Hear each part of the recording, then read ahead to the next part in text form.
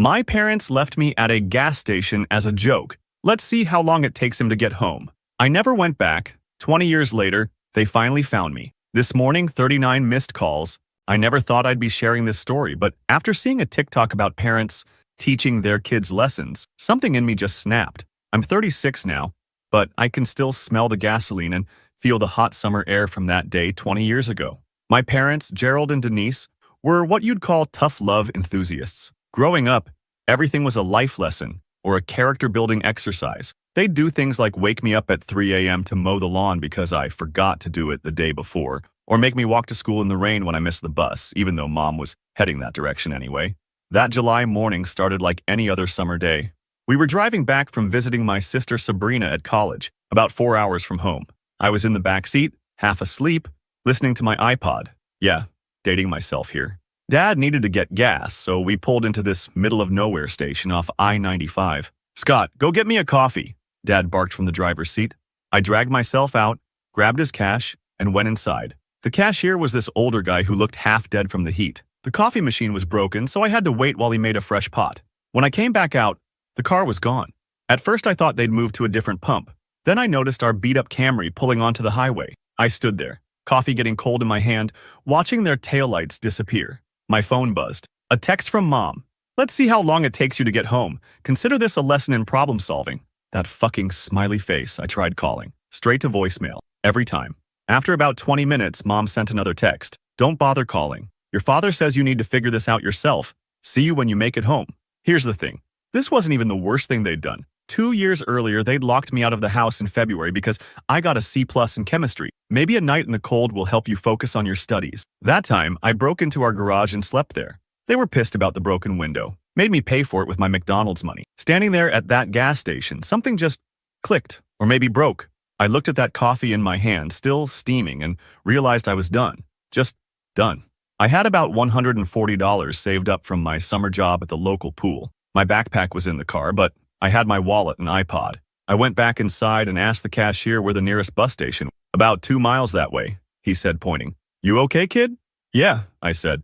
"Just need to make a call first." I called my Aunt Lola, Mom's sister, who they'd stopped talking to years ago because she enabled bad behavior by buying me a phone when they took mine away. She picked up on the second ring. "They left you where?" What happened next is kind of a blur. Aunt Lola was 4 states away, but she did something I'll never forget. She called me an Uber. It wasn't even called that back then. It was some local taxi service to the bus station and bought me a ticket online. "Get yourself here," she said. "We'll figure the rest out." My phone kept buzzing with texts from Mom. "Don't you dare call Lola. You better be walking home, young man. Your father is very disappointed. This attitude of yours needs to stop." I blocked their numbers, turned off my phone, got on that bus and watched the countryside roll by for 6 hours. The look on their faces when they came home to an empty house must have been something. I heard later from Sabrina that they drove back to the gas station that night, expecting to find me waiting. They filed a missing persons report, but it got dismissed quick when Aunt Lola sent over the emancipation paperwork she'd already started filing. That was 20 years ago. I finished high school living with Aunt Lola, got my GED, then some certification, built a life, got good at fixing things, started my own business, met someone, had kids of my own, never played any teaching moments games with them. I thought that chapter of my life was closed. But yesterday, my office phone rang. The caller ID showed a number I hadn't seen in 2 decades. I didn't pick up, but they found me. And now I've got 39 missed calls and counting. Update. I never check my phone during meetings. It's a rule I've stuck to ever since I started my construction business. But when I walked out of the boardroom yesterday and saw 39 missed calls, my stomach dropped. Most were from numbers I didn't recognize, but 3 were from my sister Sabrina, who I haven't spoken to in 2 decades. For those who missed my first post, quick recap. When I was 16, my parents Gerald and Denise left me at a gas station as a joke to teach me independence. Instead of going home, I took a bus to my aunt's place 2 states away and never looked back. Built my own life, started a construction company, 20 years of blessed silence. Until yesterday. The first voicemail was Sabrina, crying. "Scott, please pick up. Mom and Dad found you. They're spiraling. Just call me back, okay?" Not them. Me. My coffee went cold as I listened to the others. Most were from my parents, alternating between guilt-tripping and demanding I answer. "Your mother is sick." "She's not." "How dare you abandon your family?" Rich coming from them. "We made one mistake." "One? That's hilarious." The last voicemail was my dad, slurring his words. You think you're better than us with your fancy business? We made you who you are. You owe us. I sat in my truck for a long time, watching my phone blow up with more calls. Finally, I texted Sabrina. Meeting tomorrow. Denny's on 5th, 7 a.m. Come alone or don't come. She showed up looking exactly like I remembered, just older. Same nervous habit of shredding napkins. They're losing the house, she blurted before even sitting down. Dad's been gambling. Mom's maxed out their cards. They found your company website and they want money, I finished. The waitress brought coffee. My hands didn't shake as I added cream. Tell me everything. Turns out they've been watching my company's social media for months. Dad's convinced himself I owe them for my success. They need $50,000 to avoid foreclosure. Sabrina kept apologizing, saying she tried to stop them from contacting me. Why help them? I asked. After everything, she started crying. Told me about Dad's drinking getting worse, Mom's shopping addiction, how they blame everyone but themselves. They're still our parents, she whispered. No, I said. They stopped being my parents at that gas station. The difference between you and me, Sabrina? You're still hoping they'll change. My phone buzzed. Mom, calling again. I declined it and pulled out my wallet. I'm paying for breakfast. Block my number after this. Whatever they do next, don't call me. Scott, please. I mean it. You're my sister and I love you, but I'm not your solution. Let them fall. I was halfway to my truck when Sabrina ran after me. They're coming to your office, she shouted. Tomorrow morning. Mom found the address. I tried to stop them. I swear. I just nodded. Good, let them come. Got back to my office to find 27 new messages. Apparently, they're telling the whole family I'm a heartless son who abandoned them and now refuses to help in their time of need. Classic narcissist playbook. But here's what they don't know. I've spent the last 24 hours making calls of my own. Turns out their mortgage is owned by a bank I've worked with. They're 3 months behind on payments. Foreclosure's already started. Tomorrow morning, they'll walk into my office thinking they have leverage, thinking they can shame me, manipulate me, force me to be their retirement plan. They have no idea what's coming. I've scheduled a meeting with my lawyer first thing. By the time they arrive, everything will be in place. They want to see what I've made of myself? Fine. Let them see exactly who their son became and what happens when you push someone too far. I'm not that scared 16-year-old more. I'm not running, and I'm done playing nice. We'll update tomorrow after they show up. Something tells me it's going to be a hell of a show. Edit. For those asking, yes, I'm recording everything. Yes, I have security. No, I won't back down. They made their choice 20 years ago. Now it's my turn. Edit 2. Stop DMing me about forgiving family. You didn't live through what I did. Blood doesn't excuse abuse. And trust me, the gas station was just the tip of the iceberg. Update 2. Hey Reddit. A lot has happened since my last post. I wasn't planning to update so soon, but after what went down yesterday, I need to get this off my chest. I was in my office going through invoices when Jenny, our receptionist, called. Scott, there's a couple here insisting on seeing you. They say they're your parents. My stomach dropped. I'd been expecting this since they found me, but it still hit hard. I told Jenny to send them up. Might as well face this head on. Through the glass walls of my office, I watched Gerald and Denise walk in. They looked older, worn down. Dad's trademark mustache was gray now, and Mom's dyed blonde hair couldn't hide the deep wrinkles around her eyes. They were wearing their Sunday best, the same cheap dress Mom wore to church, and Dad's ancient brown suit that never fit right. The moment they walked in, Mom burst into tears. Not the quiet kind, full-on theatrical sobbing. My baby boy! Look at you all grown up! She tried to hug me. I stepped back. Let's keep this professional, I said, gesturing to the chairs. What do you want? Dad puffed up like he always did when he was about to start preaching. Now, son, is that any way to talk to your mother? After all these years? Cut the bullshit, I interrupted. You didn't spend 20 years looking for me because you missed me. You found me now because you need something. What is it? Mom's crying got louder. How can you be so cruel? We made one little mistake. A mistake? I laughed. It wasn't a happy sound. You left your 16-year-old kid at a gas station 200 miles from home as a joke. Then you drove off laughing, saying, let's see how long it takes him to get home. That wasn't a mistake. That was the last straw after years of your sick games. We came back for you, Dad shouted, standing up. We drove back after an hour, but you were gone.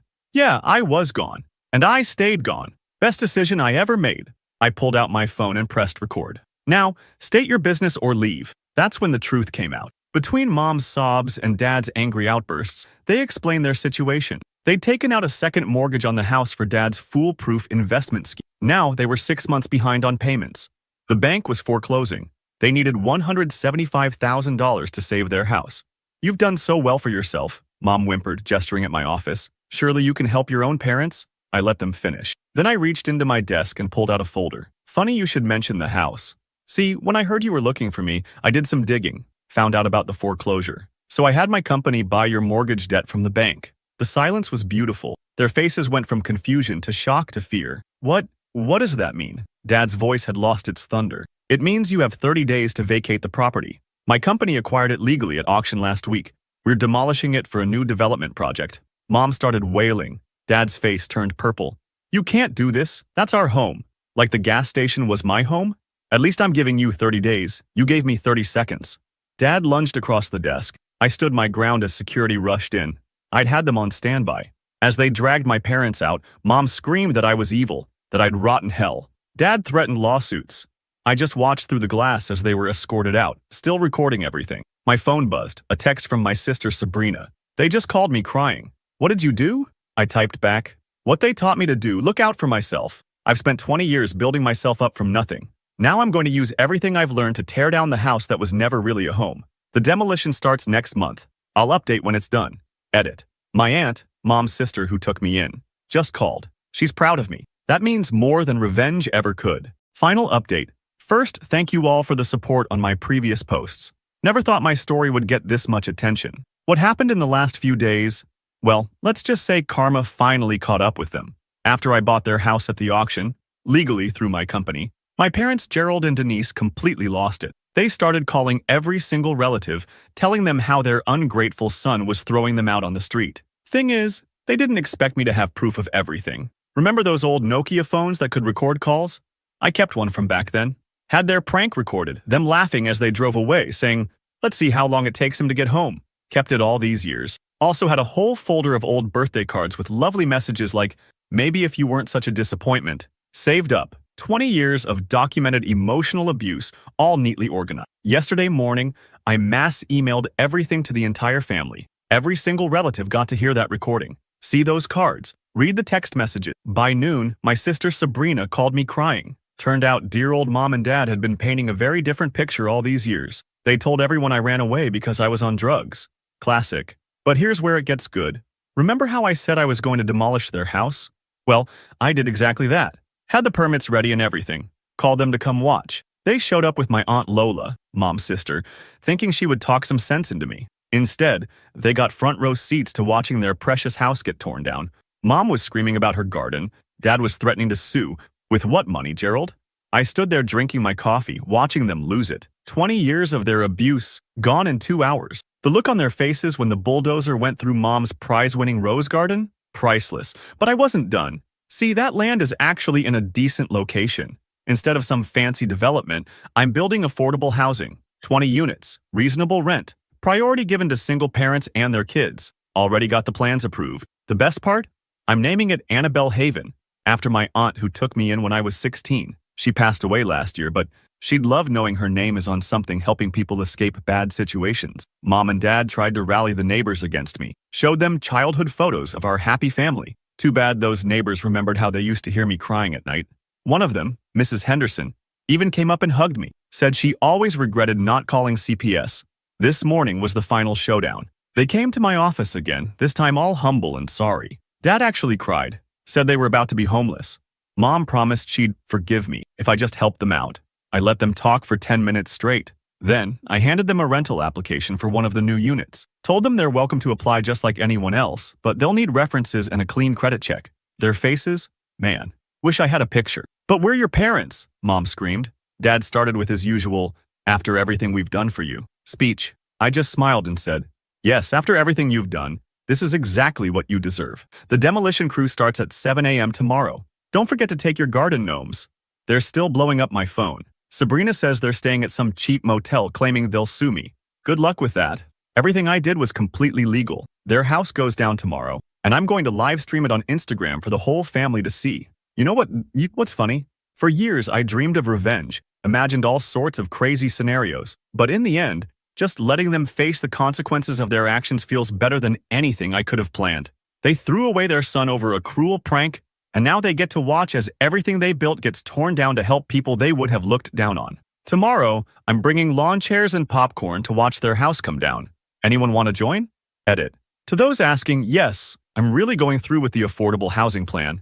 Already partnered with a local nonprofit to handle applications. And no, I won't be reconsidering my decision. Some bridges deserve to stay burned. Edit 2. For those asking about my sister, Sabrina and I are working things out. She was only 8 when everything happened. Can't blame her for believing their lies. We're getting coffee next week. Edit 3. Holy shit, this blew up. Thanks for all the award. And to those saying I'm being too harsh, try being left at a gas station at 16 and see how forgiving you feel.